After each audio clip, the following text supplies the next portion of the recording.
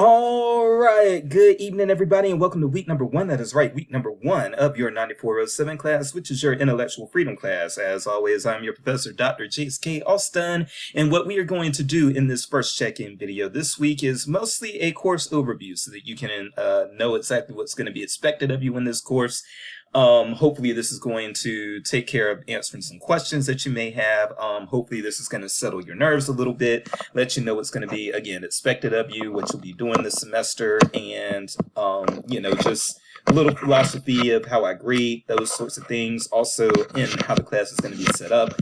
And then also I am going to teach you, the first thing I'm going to teach you actually before I even introduce myself and tell you a little bit about myself is I am going to tell you how to speed up a YouTube video, because I upload these to YouTube for two reasons. The first reason that I upload these to YouTube is so that the YouTube feature auto captions. And so for those who might need some caption assistance with watching videos, and by the way, all of these check-in videos are optional, but the YouTube has like a auto caption, whatever, where it automatically captions videos that are uploaded. The captions aren't that great, but at the same time, it's the best resource that I have in order to have captions that are automatically put up, and I don't really have any good resources otherwise to do captions of the videos. The other reason why I upload these into YouTube is, yes, so that people can easily speed the videos up. I'm from rural North Carolina. I speak very slowly, and nobody's going to want to listen to me talking at my regular speed. That's very, very torturous when you listen to Dr. Jace talk at his regular speed. And most people can actually understand me if they can still understand me if they speed the videos up to about 1.5, between 125 and 1.5, sometimes 175, they can still understand me. So that's why it's beneficial for me to teach you all exactly how to do this. So we are going to show you all how to do this right now. Give me one moment. All right, so let's show you how to speed up these videos. So we have a video here. I like to do this with music videos so that people can really understand or see how the video is really speeding up. So we've got a song here.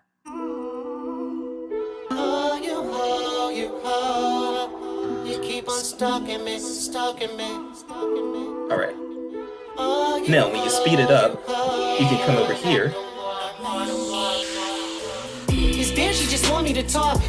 You can go to playback speed and switch it up to 1.5. And now you can hear how much faster the music is going now. Alright? It's been 5 years. Quit stalking me, quit trying to talk to me. Please realize that you lost me. I'm trying to let you down softly.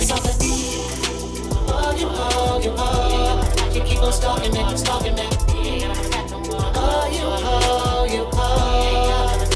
Alright, so you should be able to tell the difference between that. So that's how you speed a video up. Again, you just go to that little this little settings emblem right here, and you go to playback speed, and you can again turn it up 1.5, 1.25, or 1.75, and still, if you speed the video up, you'll still probably hear and understand everything that I say. Okay. All right, so I do see a lot of people that I have not had in the class before, so let me just tell you a little bit about myself. I am Dr. Jace, aka Jason Austin. I am originally from Soul City, North Carolina. That is a real place, Soul City, North Carolina, very small town in rural northeastern North Carolina. And after I actually attended high school, by the way, in Richmond, Virginia, Meadowbrook High School, class of 2001. After I finished high school, I went to UNC Wilmington in Wilmington, North Carolina, got a BA in English. I got my master's degree in library science from North Carolina Central, the only historically black college in the nation with an accredited library science program. I got my MLIS from Central, well, actually an MLS from Central in 2008. And then also I have a PhD in library and information science from the University of South Carolina, go Gamecocks, and I got that in 2017.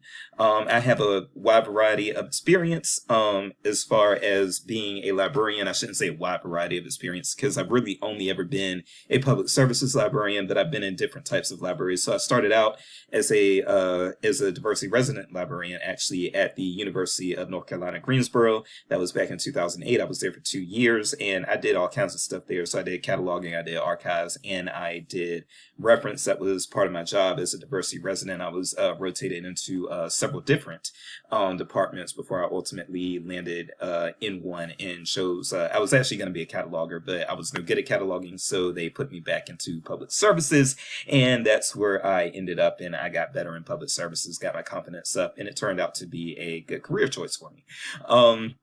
After I left UNC Greensboro, which is a research institution, I worked at Forsyth County Public Library as a adult services librarian at the public library, and I did that Forsyth County Public Library in Winston-Salem, North Carolina. So I was working in inner city Winston-Salem, North Carolina. So I had public librarian experience, and that was actually also like I was mostly working with patrons who were very low income from very rough areas of Winston-Salem.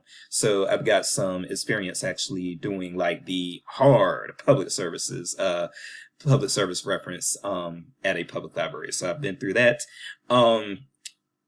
While I was working on my PhD, I worked as a reference librarian at a community college, which was my favorite job. I was working at Midlands Technical College in Columbia, South Carolina, and I thought that community college librarianship was the best of both worlds. It allowed me to actually get in there and really help people the way public libraries do, but then also I had like the safety and security and everything that I enjoyed at the academic library. I had that at the community college library as well, because the public library that I worked at was actually a pretty dangerous place. But the community college library, it allowed me to work not specifically with entitled university students. I was working with like single mothers and ex-cons and people working on GEDs and those types of things, and people who reminded me of the people that I kind of grew up around. So I really, really enjoyed that community college librarianship job. I held that until I finished the PhD. Then I worked as a business librarian for Coastal Carolina University, which, unlike UNC Greensboro, which is a research university, Coastal Carolina is a comprehensive teaching university. And after that, my last actual practice job was as a reference librarian for UMKC in Kansas City, Missouri. And now I am full-time faculty for the University of Missouri as an instructor. But I do have over 10 years, I believe exactly 12 years of practical librarian experience. Plus, I've been in this field for a long time, since 2000. I actually started my MLS program in 2006, and I consider, because I was going to conferences and actually doing diversity research and work within the field right off bat, I consider myself having been in the field really since 2006 when I was a student, not since 2008. So that's me in a nutshell. I am married. I got married in December. I am currently fostering to adopt a little girl who just turned 2 weeks ago. And yeah, that's my story. I'm currently living in Kansas City, Missouri. I have an office on the campus at UMKC, and I am probably going to work this job until I retire. So I got about 25 years to retirement.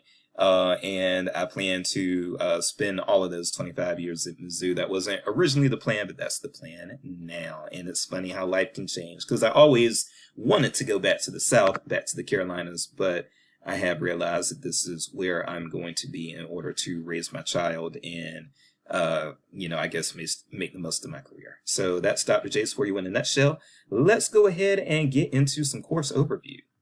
All right, so getting into this course overview, first and foremost, well, let's get into student view here.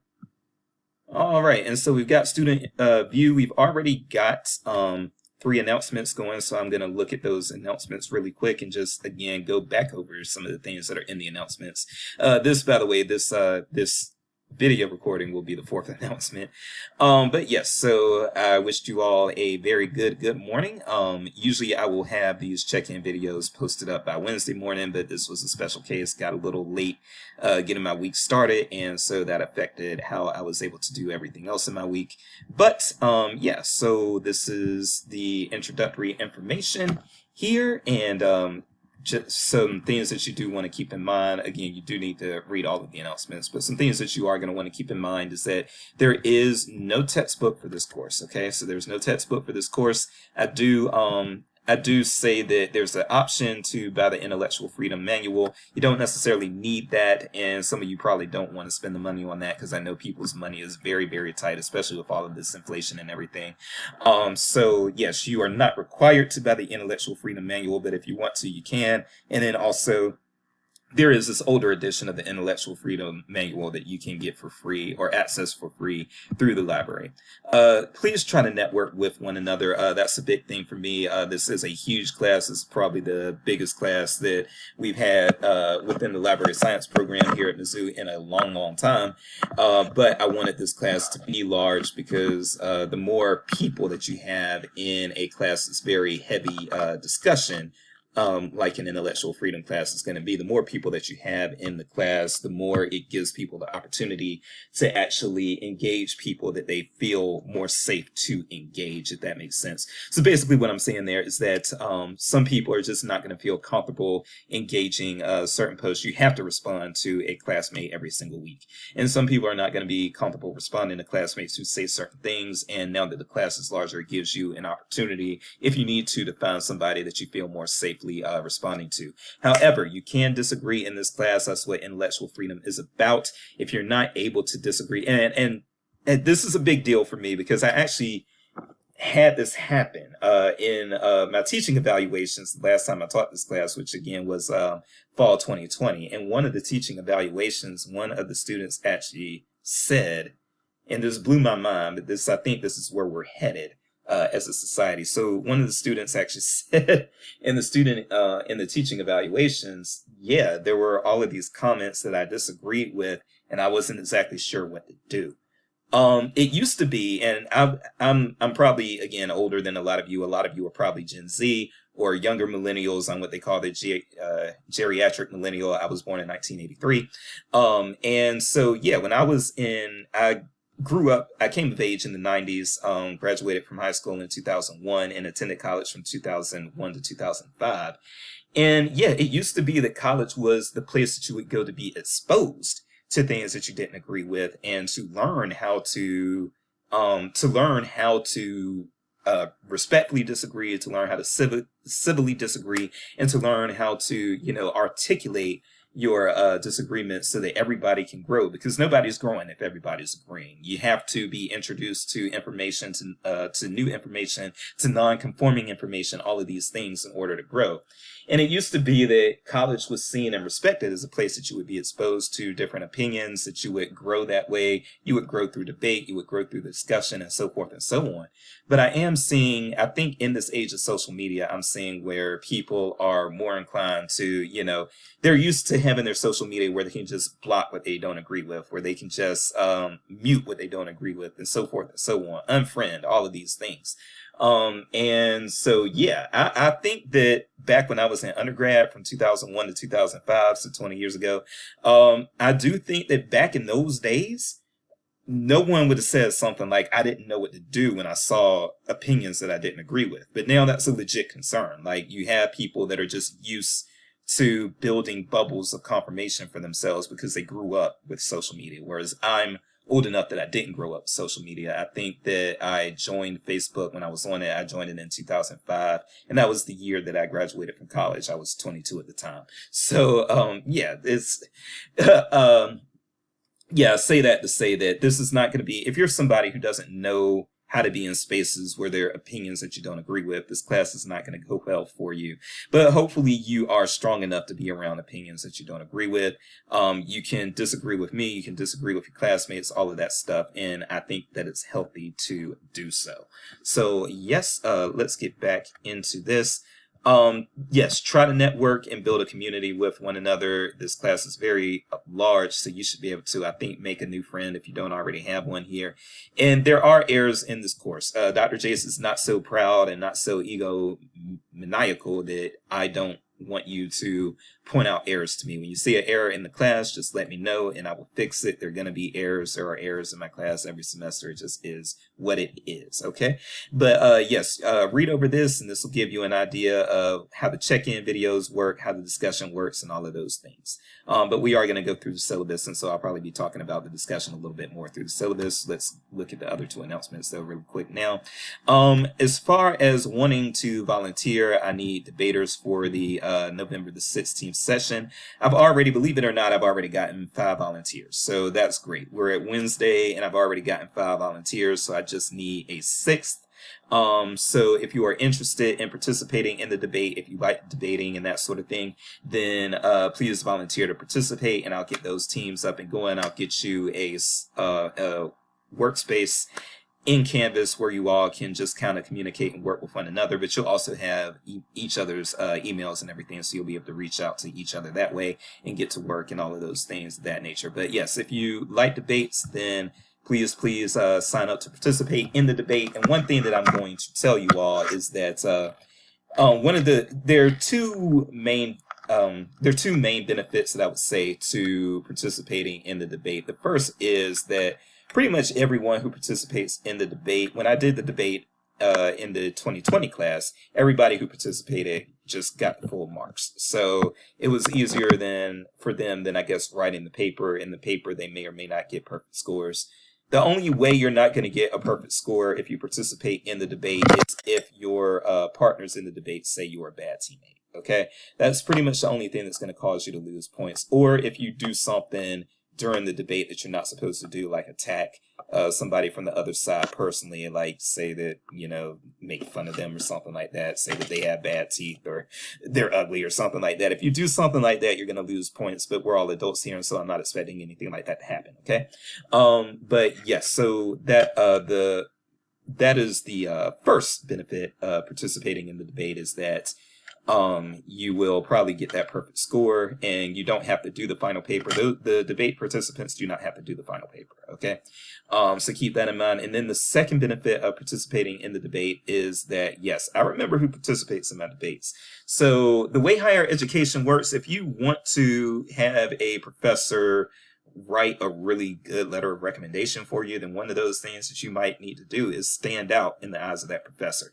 And those who participate in this debate, they're going to stand out with me. So those are going to be people that when they come asking for a letter of recommendation, I'm going to write one. And one of the things that I'm going to say is, hey, this student took the initiative to volunteer to participate in a debate. So they're comfortable speaking in front of people. They're comfortable articulating in front of people, articulating points, making arguments in front of people and all of that stuff. And that is a benefit of having that person. I'm going to put all of that out there. And when I put all of that out there, I write some really good letters of recommendation for the people that participate in my debates. That's what I do. That's how I do things. And that's, again, one of the rewards for participating in the debate. So keep that in mind. Again, I've already gotten 5 participants, so I just need one more. In the debate date will be November the 16th. So I plan to have the participants finalized by August the 31st, if not earlier. So you're going to have 2.5 months in order to work with your group and prep for the debate. And then we will do the damn thing on November the 16th. Okay. Because I've already gotten 5 volunteers, I don't see myself needing to actually, because I know that this says that I'll pull somebody if I don't have enough people that volunteer. I don't think that I will need to pull anybody because I only need 1 more participant. So that is a good thing. The last announcement that we are going to look over right now is we do have our current sync schedule established, our sync session schedule. So we will have sync sessions on September the 14th, October the 12th, and November the 16th. On September the 14th, we will have a library neutrality panel, and library neutrality is a big deal. When you look at library Twitter, that's one of the recurring things that they are talking about all the time is library neutrality. And we actually have a very big panel right now with 6 people on it. But I will say that I am anticipating that usually when I have large panels, usually 1 or 2 people drop. I think that's a Murphy's Law thing. So if you have 6 people, then that means that on the night of, we will probably still have 4 of these people. And as long as we have 3 or 4 of them, we can have a pretty good panel going. So we're going to have Chris Fleming, who is a public librarian for Lower Richland, for Richland County Library in Columbia, South Carolina. He's going to be joining us that night. Dr. Monica Colon Aguirre. She is a professor for the University of South Carolina. She'll be joining us. Billy Allen, who is a branch manager for the Las Vegas Public Library. He will be joining us. Desmond London, a former branch manager and founder of the Black Librarian. He will be joining us. Dustin Fife, college librarian at Colorado College, will be joining us that night. And Dr. Katie Clark, who is an elected library trustee, and she's going to be a great person to have on this panel. She will be joining us as well. So we've got 6 people, and hopefully at least 4 of them will still be available on that night, but they've all agreed to participate. On October 12th, one of the big things that we've got these days, especially in the wake of people like Ricky Gervais and Dave Chappelle, and then we have Chris Rock getting slapped by Will Smith on stage at an award show. So we've got a lot of things relevant to intellectual freedom within comedy, and so I figured it would be nice to have some comedians come in, and we were able to get a couple of comedians, and these are comedians who have actual I'm paying these comedians out of pocket in order to be here, but I am hoping to be reimbursed from CISL for it. But even if I'm not, I'm just going to be glad to have them anyway. We are going to have Leanne Lord, and we are going to have Kyle Ayers. Kyle Ayers is a Mizzou alum, and as you can see from the bio, Kyle Ayers has done things for Comedy Central, for the show Conan O'Brien's late night show. He's been on that, and done several other things. And then when it comes to Leanne Lord, I grew up watching on BET. There was a show called Comic View, and Leanne Lord had been on Comic View a few times, and she's done some other things. Leanne Lord will she's got a podcast, and sometimes she will be on the Star Talk Radio podcast with Neil deGrasse Tyson. She and Neil deGrasse Tyson are very good friends, but she's a very good comic, and she's also a very big fan of libraries. So she was very happy for this opportunity to come speak with you all, and so I'm very excited to have our special guests, our special comedian guests on October the 12th. And then on November the 16th is when we're going to have that debate. Should hate speech be protected by the First Amendment? And our participants will be our student debaters. Now, just so you all know, and you'll see this within the modules, we'll see this in a few minutes. Hate speech is currently protected. Yes, hate speech is currently protected by the First Amendment. And you are going to have people who are very misinformed about this. Librarians tend to be very misinformed about this. And it's painful to watch, because librarians should be the people who know how to just look up some information and know if something is true or not. But in this case, they don't seem to do it. You will, at some point, you'll see this in the prompt for that module. At some point, you'll hear a librarian say that hate speech is not protected by the First Amendment. That librarian is basing that on absolutely damn nothing. And it hurts my soul to see librarians just assume stuff. But that's what they do. They assume, because they've heard it, they assume that hate speech is not protected by the First Amendment, but it is. And we will talk about what types of speech are not protected by the First Amendment. That'll be our first few modules after this. We have this week 1 module that talks about intellectual freedom on campus. We do this module just to give you kind of a soft introduction to the class so that we don't just jump right into the heavy stuff. But for the next 4 weeks after this week, we will be talking about the First Amendment, exemptions to the First Amendment, and we will be talking about how hate speech is not exempt from, hate speech is not exempt from First Amendment protections. In other words, hate speech is protected by the First Amendment. Okay, so that is how that's going to go, and from here we are going to look at the syllabus. All right, so let's get into this syllabus now. Okay, click syllabus, and we have some information here at the top. Jason, Dr. Jace Austin, instructor, School of Library, School of Information Science and Learning Technology, CISLT. I have an office on the campus of Miller Nichols Library in UMKC, office 122B in Miller Nichols Library, Kansas City, Missouri. The best way to email, the best way to reach me is by email, austinj@missouri.edu. I do have a phone number with the university, 816-235-1875. However, again, the best way to reach me is by email. I suggest that you all do that. Course description. Intellectual freedom is very frequently held to be a fundamental value of librarianship. I say this, but times are kind of changing, in my opinion. You do have some quote-unquote activist librarians who their activism is basically to shut down dissent.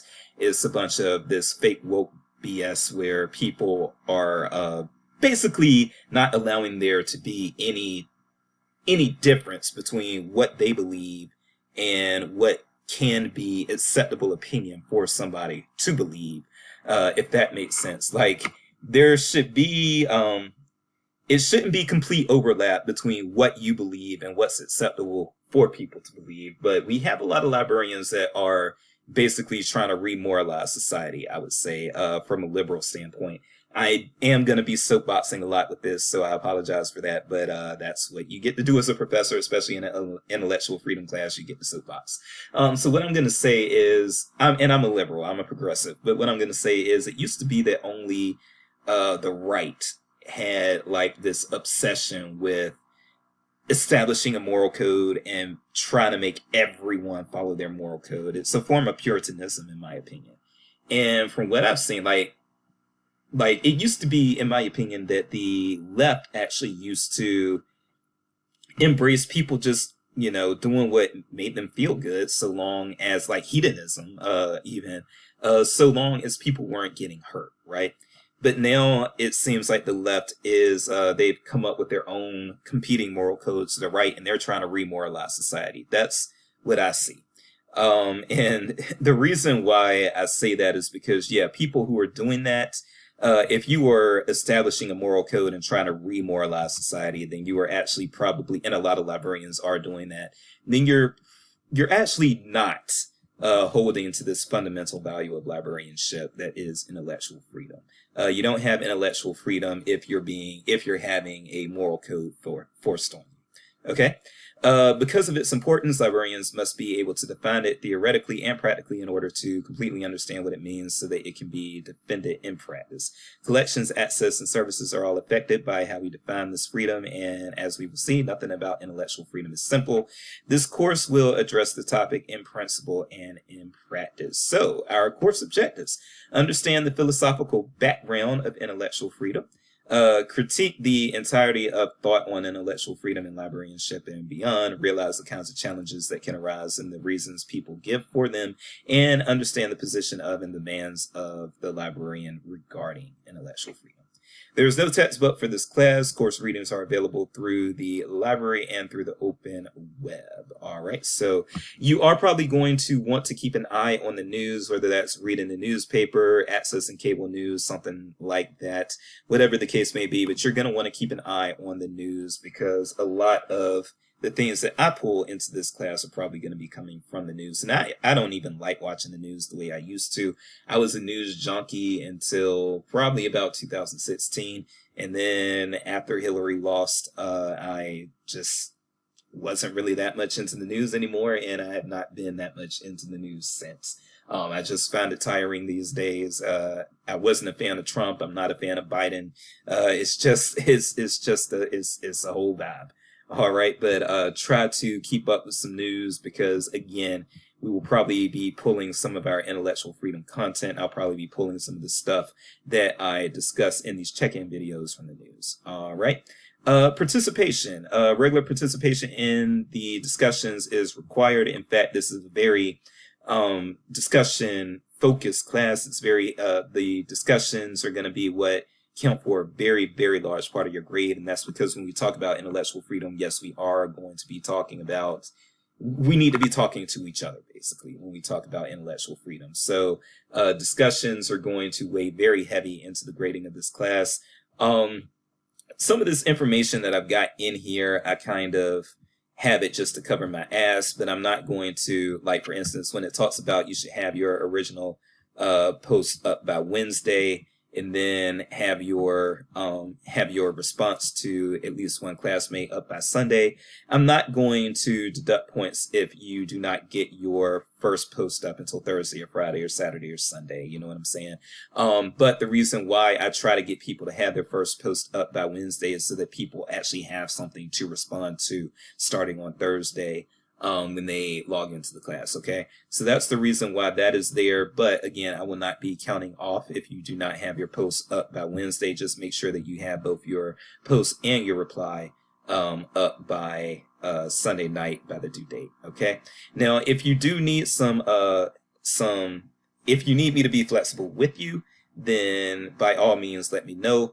I'm also not a stickler for, this is just in here to cover my ass, this late work thing here. But I'm not a stickler for that either. If you need an extension, let me know.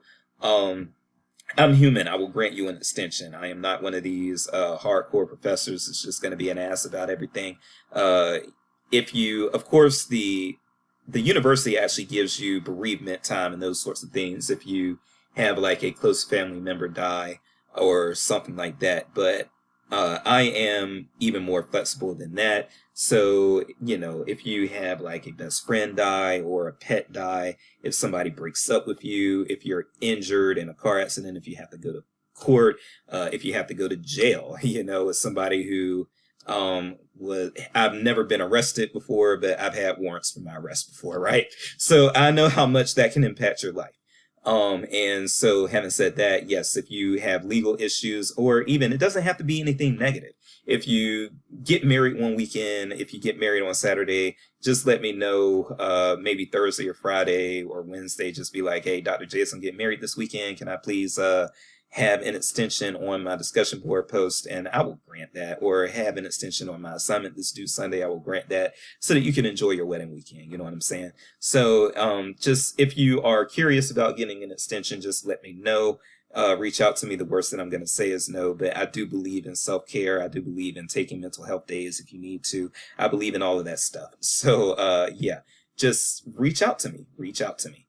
But I do expect quality participation. I expect quality on those discussion board posts. I really want you all to enjoy reading the content. I want you to enjoy discussing the content and interacting with each other about the content. All right. So again, like I say here, I realize that you all have lives. I'm willing to work with you. Okay, grading feedback. I will make every effort to have your work graded and back to you within 2 or 3 weeks, but this isn't always possible. But I'm going to try my best. Okay. Some other things. Communication. I would usually send my communication out through emails.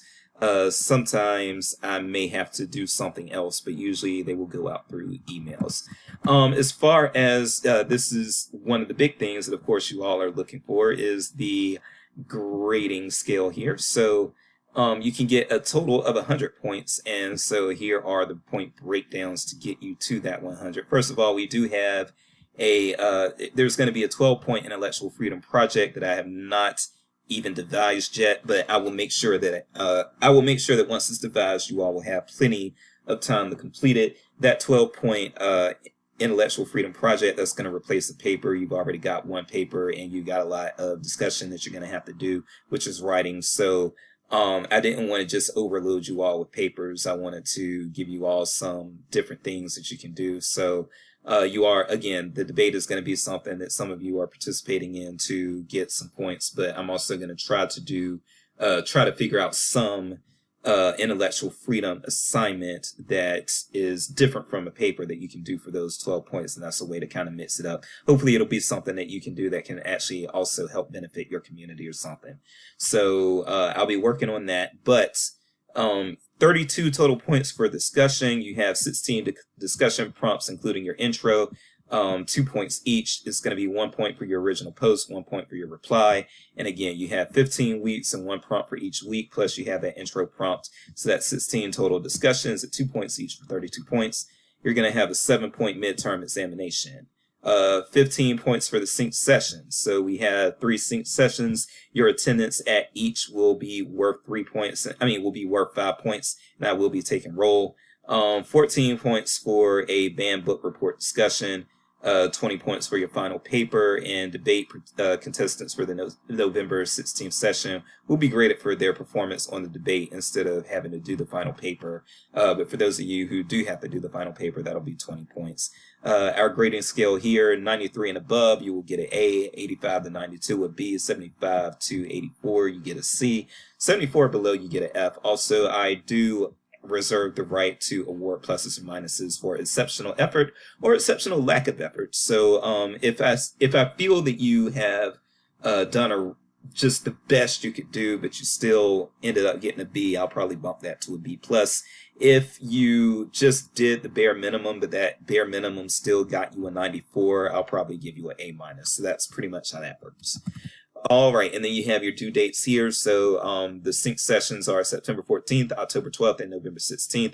You have discussions throughout the semester. The First Amendment exam is going to be on the 25th. The midterm examination is the First Amendment examination, so I probably need to change that, but it's the same thing. All right, so that's going to be due on September the 25th. The Band Challenge book report is going to be due on October the 23rd. We'll talk about that a little bit more in a second. Intellectual Freedom Project that I haven't come up with yet. That's a to be determined due date, and then the final paper will be due on December the 11th. All right, help that's available. If you need help related to technical difficulties, reach out to the help desk, helpdesk@missouri.edu, or you can call them, and you can also chat with them. We probably can skip the COVID-19 stuff because and you can read over this at your own time. You should probably be reading the syllabus on your own time anyway. But because we are a remote class, I don't know that the COVID-19 stuff really applies. Academic integrity. Make sure that you're not cheating. That is the big thing. Make sure you are citing sources when you use sources and that sort of thing. Make sure you're crediting people with ideas if you're borrowing ideas from them, and so forth and so on. Okay. Academic inquiry, course discussion, and privacy. So you all are entitled to privacy under FERPA. Here is and we talk about FERPA a little bit further down here. As far as academic inquiry, I believe that Executive Order 38 is, I don't even know what the status of that is, but I'm just going to come out and say that we can talk about anything we want in here. We are not going to be banning discussions, so we are not going to have any critical race theory ban. That's not going to be happening in here. We're going to be talking about the things, and it's higher education, so we should be talking about the things, and that's just what it is. FERPA, familiarize yourself with FERPA and what it protects you from. Intellectual pluralism, there is an academic Office of Academic Integrity. If you do anything that I have to report you for, you will probably fail the course, but I have not had to report anybody for cheating yet. Please don't be the class that makes me change that. All right. Mental health. Yes, so please do not suffer in silence. If you have some sort of disorder, if you have a physical disorder, if you have a mental disorder, whatever you have, if you're neurodivergent, if you have a personality disorder, a mood disorder, whatever the case may be. I personally have been diagnosed with generalized anxiety disorder, and frankly, I feel I've got it pretty bad. I'm always worrying about everything. That's just how Dr. Jace is. That's how my brain is wired. But if you have a mental health concern, then yes, make sure that you register with the disabilities office, and they will help you come up. And also you can get counseling support if you, I believe if you are here, well, not here, but if you're in the Columbia area, you can use the on-campus counseling. I'm not exactly sure what you would do if you were off campus or if you're not in the Metro Columbia area. But if you need something, just reach out to me and I'll try to see what services are available to you. But don't suffer in silence. If you have a disability, then please register so that the Office of Disabilities can let me know what I need to do to accommodate the disability that you have. Netiquette, and I'm as guilty of this as anyone. I am not funny, but I always try to be funny. If I really were funny, I'd be a stand-up comedian. Instead, I am a librarian, and there is a reason for that. But having said that, netiquette. Now, again, we are in a situation with an intellectual freedom class where we will be talking about controversial topics. You will need to be able to deal with somebody talking about an a controversial topic. You'll need to know how to disagree civilly.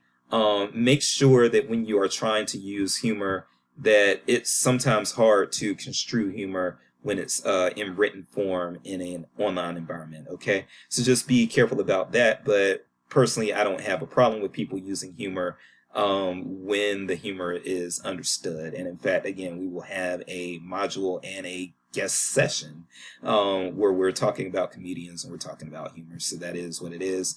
Religious holidays and accommodations. If you have a holiday for your religion coming up and it's not an officially recognized holiday by the university, let me know and I will be accommodating for that. I'll be accommodating for several other things that may come up as well. Non-discrimination. Here is a big thing. So, yes, what is said in this class does need to stay in this class. You will not be sharing comments that your classmates make outside of this class. If I catch any of you doing that, if I catch anyone posting on social media something the classmate said in here, and mentioning that classmate by name, if you attempt to dox a classmate, if you do anything where you take the content of this class and take it outside of this class and it puts one of your classmates in harm, when I find out, I'm failing you in the class, okay? You will get an automatic F for the class, no questions asked. Now, I am a little different. What's expected of me as an instructor is a little different. So yes, if I say something that's inappropriate and you want to blast me on social media and report me to the news and to Title IX or whatever, go ahead and do that. Again, my expectations as a professor are a little different. But yes, if you do anything that causes one of your classmates to be exposed outside of this class and I find out, you will get an automatic F. No exceptions, okay? If we do have a situation that comes up related to especially sexual harassment in here, unwanted communication and that sort of thing, if something happens, come to me. I am a mandated reporter. If I have to get Title IX involved, I will. All right. And yeah, so here's that students with disabilities information. Again, if you have a disability, please register with the Disabilities Center, and they will generate a letter for me that guides me on how exactly I need to accommodate that. All right, let's take a look at these modules. All right, now the next thing we're going to do is we're going to take a look at these modules, but I will say that if you need to take a break, because these course overview videos are always pretty long. This one's probably going to be over an hour. Again, I hope you sped it up. But if you need to take a break, now is a good time to do so. And you can go ahead and pause me or come back later. And once you come back, we'll get started. Okay, I hope you've taken your break. Let's get into these modules. All right, so module 1, again, I made module 1 a lighter sort of topic. The reason for that being that, again, for the, I try to book in with a lighter topic to begin the course and a lighter topic to end the course. And so we're reading a few things and talking about controversial speakers on campus this week. And your discussion is going to be I actually wrote just a really small column on Medium talking about a controversial speaker on campus. And yeah, so if you read these, introduce yourself, and also react to my Medium essay, which I see that some of you have already done. By the way, go ahead and I've kind of looked over a few of the responses to my Medium essay as you have them in Canvas. So one thing I will say is, yes, please feel free to disagree. We've got to do this. And I don't know if it's a regional thing, but I think that people, especially from the either from the West Coast or the northern East Coast, the Northeast, a lot of these people, they just blatantly disagree is what they do. I don't know if it's a regional thing, but they are unapologetic in disagreeing. Southerners, I'm a Southerner myself. Southerners, we can be kind of funny in how we disagree, but I've always seen Midwesterners in the time that I've been in the Midwest.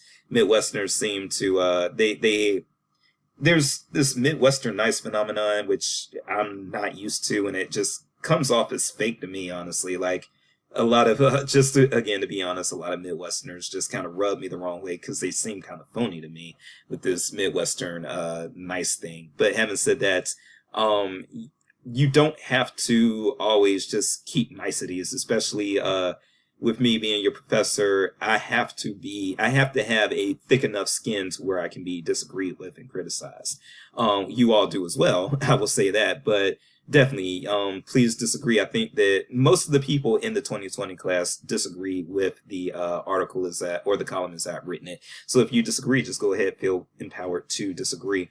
But you are going to see that the courts have established that there is speech that is of such low value that it's not legal speech. It's not protected by the First Amendment. And so we are going to be talking about First Amendment exempt speech. First Amendment exempt speech would be a speech that is not protected by the First Amendment. And we will be talking about some forms of speech that are exempt from First Amendment protections within the next few weeks. And we're going to talk about when we're going to get into that now. So next week, it is very important for our students to know, intellectual freedom students to know and understand the First Amendment, at least the freedom of speech parts. But I would also probably say the freedom of assembly is also very important to know. But this isn't a First Amendment class, so that's why we don't zero in completely on the First Amendment throughout the whole class. But getting some First Amendment basics, that's what we're going to be doing in week number 2. I know that at least one of you is a lawyer, so I apologize for how boring the the First Amendment basics is going to be for you. But a lot of librarians are just kind of ignorant as to what is in the First Amendment and what it does and doesn't protect. So yes, we're going to have our First Amendment basics next week. Ooh, we did not want to do that. We're going to have our First Amendment basics next week. That includes videos to watch. The 14th Amendment is also very important because the 14th Amendment extends the protections of the First Amendment to the states and local government. So it means that the states and cities and counties, municipalities also cannot restrict freedoms of speech and other freedoms, just like the federal government cannot. Now you're going to keep seeing these James Rich on these things. And for those of you who are like, who is James Rich and why is he, why are things that are written by him all over the course? Well, the reason for that is James Rich is a very smart person with a JD. He's now a law librarian at UNLV, but he was my student back in 2020. He was very smart because he had that law degree. He was able to really make some great discussion posts that really, really enhanced the class. So I asked him, I was like, yo, can I keep those and use those in future intellectual freedom courses? Because you talked about the different cases, you broke things down. You having a law degree, you were able to break things down in ways that I can't. Actually, James Rich is probably one of the smartest people I've ever met anyway. So yeah, I was very happy to actually take the feedback that he posted in his posts and make them into readings that could enhance the class. So yeah, you will see a lot of stuff by James Rich in your modules, and just this is to explain why you're going to see that. Okay, but we will talk again about those First Amendment basics next week. And then when it comes to week 3, that's when we have 2 modules where we're going to be talking about exemptions to the First Amendment. And exemptions to the First Amendment, again, these are the types of speech that are considered to be by the courts of such low value that they do not deserve First Amendment protection. Okay, and so saying these, like, people always say, well, I have freedom of speech, I can say what I want. No, if you say things that fall into one of these types of First Amendment exempt speeches, if you say those sorts of things, you do not have First Amendment protection, so you can be subject to penalties from the government because of that. So obscenity, child pornography, fighting words, and true threats, those things are kind of defined within these within this module. So you will see what these things mean, because a lot of people, for one thing, they can be misinformed. And this is weird. I know this is weird and uncomfortable to talk about, but you will be amazed by how misinformed people are as far as what is obscenity. Well, there is a Miller test that actually defines legally what obscenity is. So, and you'll hear about the Miller test in this module. Child pornography. Again, this is weird, but some people don't realize what is and isn't child pornography. So, unfortunately, in my opinion, even a naked picture of a child is not necessarily child pornography. If you take a picture of a naked child and put it on the internet, that's not necessarily child pornography. Usually, in most states, in order for it to be child pornography, it has to be the child being engaged in some sort of sexual activity, whether it's sexual activity with another person or with themselves. If they're forced to do some sort of self-pleasuring or some sort of that. I don't want to get too much into that because again, I know that's a very uncomfortable topic, but again, we are talking, we are in an intellectual freedom class, but child pornography is also a specific thing. And then even fighting words. I've had people be very misinformed on fighting words. I've actually talked about fighting words and hate speech and had people use the terms interchangeably, and they're not. There is no federal definition even of hate speech. Hate speech does not have a federal definition, and fighting words do. The Chaplinsky case defined fighting words at the federal level. So fighting words do have a actual federal definition. The Chaplinsky case, as I mentioned earlier, defined what fighting words are. And so fighting words are not protected by the First Amendment. So technically, for instance, if you walk up to me and say, "Go back to Africa, you fucking nigger," and I punch you in your face, you're not necessarily going to be protected and seen as the victim in that assault, because calling a black person a nigger, that is considered a fighting word. Okay, so let's move on. Module number 4, First Amendment exemptions, defamation, blackmail, and incitement into lawless action. Again, these court cases here, they help you kind of get into that, learn what those things are. We've got a definition of actual malice, because in order for something to count as defamation, it does have to rise to actual malice. We do talk about libel tourism here, which goes hand in hand with defamation, and it's something that librarians should be concerned about. So we've got a little bit of an article there. We've got a few optional things, and we've got some class attendance there too. All right, and then finally, we do have the yes, hate speech is protected.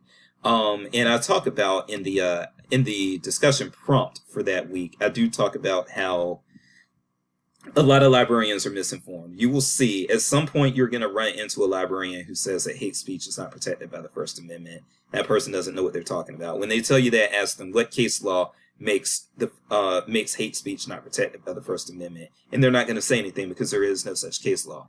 And so you're going to know that that person is full of it. Okay, hate speech is protected. Now, whether or not it should be, a lot of Western European nations do not protect hate speech, but America does, or the United States of America does, and so we will be again talking in our debate on November 16th as to whether or not that's appropriate. Library neutrality. Library neutrality is a big deal. It's a big issue. And so you've got a lot of readings on that. This is something that gets talked about in library Twitter a lot. So in library neutrality, you will find these days, most people are of the school of libraries are not neutral. You will find some people who say libraries are not, or you will find some people that say libraries are neutral, but these days most people say libraries are not neutral. Okay. And so if you disagree with that, then you get an opportunity in the module 6 discussion prompt. You get an opportunity to talk about why you disagree. Week number 7, module number 7, book banning and challenges, part 1. As you all know from that message that I had to send out prior to the course starting, I actually had to make this used to be a 1-week module. Everything used to be a 1-week module in this class, but now book banning and challenges is a 2-week topic. And the reason for that is in week 7, we're going to be talking more generally about it, but then in week 8, we're going to be looking at the recent developments in the age of MAGA and post-MAGA, and how we are, yes, seeing a culture where people are going after, they're very much going after books that talk about critical race theory or talk about race, talk about LGBTQ issues, And I do believe that you are probably going to start seeing the left come after some books as well. We don't really see a whole lot of that yet, although there was a video of a library employee even, which makes it all the more worse. But there was a video about 2 years ago of a library employee, again, being kind of an activist because a lot of librarians are wannabe activists.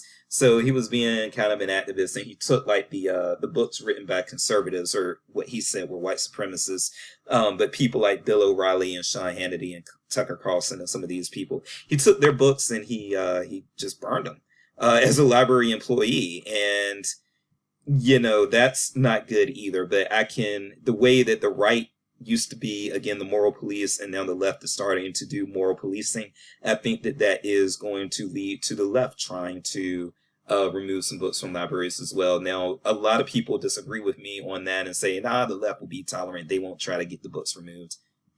We'll see. All right, and so we'll just see how that goes. But yeah, so recent developments under MAGA, and this will talk a lot about some of the more recent book challenges and bans that we see here. Class attendance that week, and then we've got that prompt. And then we have some more 1 week prompts that are going to be important to your practice as a librarian. So intellectual freedom in juveniles, that'll be what we focus on in week 9. Week 10, we'll be talking about meeting rooms, exhibit spaces, and programs. And some of you are probably already aware of what happened with the Seattle Public Library. But if you're not, we're going to get into that because that was a big deal a few years ago. Week 11, patron and user privacy and confidentiality. We're going to really, really get into that. This is a very interesting article here, Librarianship at the Crossroads of ICE Surveillance. It's a pretty big deal. Filtering and filters, week number 12. Personally, I am not a fan of filtering, just so you all know, and a lot of librarians aren't. At least a lot of librarians who are still in library school or becoming librarians, younger librarians, aren't in favor of filtering. And then I've met a lot of people who have been in practice for a while and who have, specifically in public libraries, and who have met a lot, or who have faced a lot of the concerns. A lot of those people actually do sort of end up being in favor of library filtering software within libraries. Week number 13, libraries, and self-censorship. Self-censorship is a problem with libraries and librarians these days.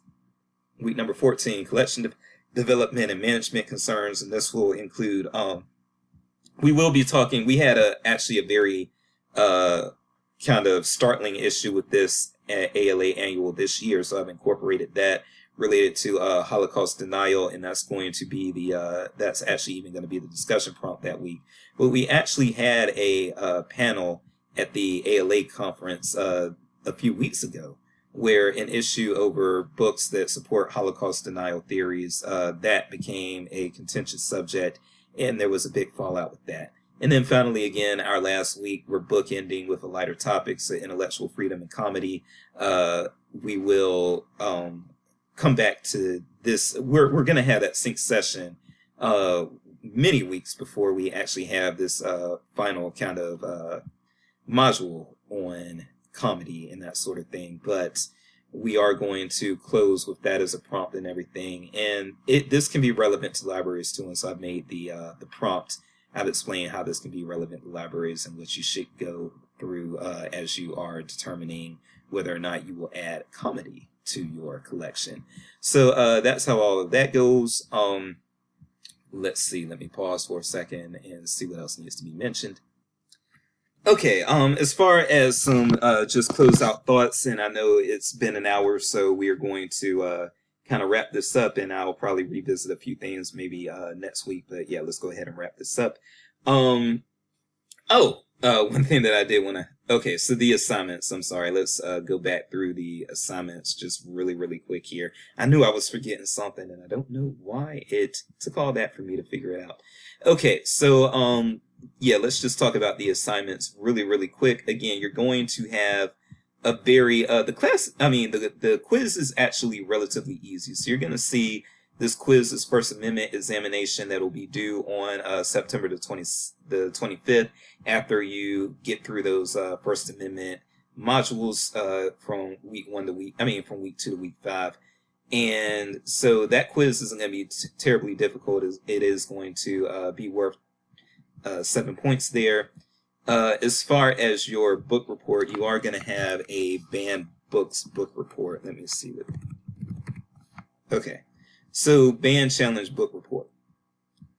Let's look at this. So everyone has been assigned a banned book or a challenged book. Okay. So everybody is listed here. You've all been given a book. If you do want to trade out with a classmate for another banned book, then let me know. Hit me up at austinj@missouri.edu. But I'm expecting you all to do the books that are listed, and I purposely went for these books that are listed. I'm expecting you all to do the books that are listed unless you make a case for, if you want to switch out to another book, you really need to make a good case as to why you want to do that other book. But one thing that I wanted to do was make sure that I had some books with some diversity going on here within the authors. So we do have books that are written by Black authors, by Latinx authors. We've got a book written by, we've got books written by Asian authors. Some of you probably already know that Salman Rushdie was actually brutally attacked on stage a few days ago. But we've got Salman Rushdie going. So I wanted to get some diverse authors in there, and I wanted to get a mix of newer things and older things. So as you can see, we got some things that are from 2019 and from the 2000s, and these things are being challenged more frequently these days. But then we've also got some of our classics that have been banned for years and years and years, or challenged for years and years and years for different things, even going back to the 1800s of Huck Finn. So we've got that. But you don't actually have to read your banned book. So go through this prompt and you'll see exactly what you have to do. I would prefer if you read your banned book, but part of the reason why I don't, or your challenge book, but part of the reason why I don't require you to read it is because that creates too much inequity in effort. So New Kid is a children's book that doesn't take very long to read. So the person who got assigned New Kid would have a lot more work that they had to do a lot less work that they would have to do as opposed to the person who got Huck Finn, for instance, or the person who got Fahrenheit 451. So if you got a children's book, it's going to be a lot quicker to read, and so it would be unfair for me to expect everyone to read the books that they're assigned when some of you are reading children's books that you can read within 10 minutes or 5 minutes even, and then some of you have novels that would take a while to read, okay? So that's what's going on with that. Let's go back to the assignments. I'm still working again on that 12-point project assignment that you're going to have to do. And so the only other assignment that we need to look at really quick is going to be this is your final paper, which again is due on December the 11th. And this is going to be kind of wide open. But the prompt will be you really getting into an intellectual freedom issue. It can be from one of the modules that we've that we've reviewed throughout the class, or it can be something else. But you're going to dive into a First Amendment issue, and you're going to give basically the story. You're going to give the past, you're going to give the present, you're going to give expectations or predictions for the future, including your own thoughts in that regard. It's going to be 7 to 10 pages long, double spaced. And if you aren't sure whether or not what you're talking about is allowable for the paper, then again, email me and ask, austinj@missouri.edu, anytime, any place, any town, and I will let you know whether or not I believe your topic is viable. But again, the final paper, those of you who are debate contestants will not be writing the final paper. You will essentially be done with the class except for discussions once the debate is finished on November the 16th. All right, so that is how all of that goes, and from there, I don't think there's too much else I need to really discuss from there. I think that's pretty much it, and we are well over an hour now, so we do kind of want to wrap that up anyway, or wrap this up anyway. So the only other things I will say is that as you get into the class, if you want to learn more about a more interesting case related to our focus for this week, which is controversial speech on campus, you may want to Google the name Mike Adams, and you may want to Google with Mike Adams, Google UNCW, which is the University of North Carolina at Wilmington. And that is my undergrad alma mater. I went to UNC Wilmington for undergrad, and Mike was still very much alive at the time that I went to school. I had my own confrontations with him. He was a professor who was widely noted for being racist, for being sexist, and for being homophobic and transphobic and those sorts of things, as well as just all these other things that you expect from somebody from the hard right. And Mike was he seemed like he relished being despised. He was known nationwide for the things that he would say, and people despised him nationwide. He would go to campuses speaking all the time, and every time he would go to a campus, almost, you would have the campus erupt into protest and people trying to boycott, people challenging him during his speeches and that sort of thing. And again, I had my own confrontation with him when I was in school. In 2020, he did wind up committing suicide after he went too far, bit off a little bit more than he could chew. But this was related, again, to free speech on campus. And so if you look him up, his story is pretty interesting. And what ended up happening to him is pretty interesting and something to think about. And part of the reason why I won't be that type of a provocateur is because I don't necessarily want to meet with that same fate. So, that's something that you can, again, look into on your own time if you're curious about the subject matter. And I talked about it a lot in the 2020 edition of the class, but in this, because he had just died for one thing. But in this 2022 edition, I'm just going to leave it up to you to find out a little more about it on your own if you want to, and you can discuss it in the free for all discussion area, which, what do I call that? Fun stuff in this. So you can just dive into, in the fun stuff discussion area, you can talk about anything. You can talk about sports, you can talk about events, you can talk about articles that you review. That's a place to actually just have a fun time communicating with your fellow classmates, okay? And I don't grade or really even review what's going on in the fun stuff discussion area. Just use that as your place to build community with your classmates. And so if you do look up Mike Adams and find out some things about him and you want to talk about that a little bit, then the fun stuff discussion area is where you may want to do that. So with that said, we are going to wrap it up there. Again, I hope you've sped this up because it's over an hour long. But I am Dr. J's Peace and Grace, and I will see you next week with another check-in video. And we will say something about the First Amendment, but I'm not exactly sure what yet. All right, see you next week.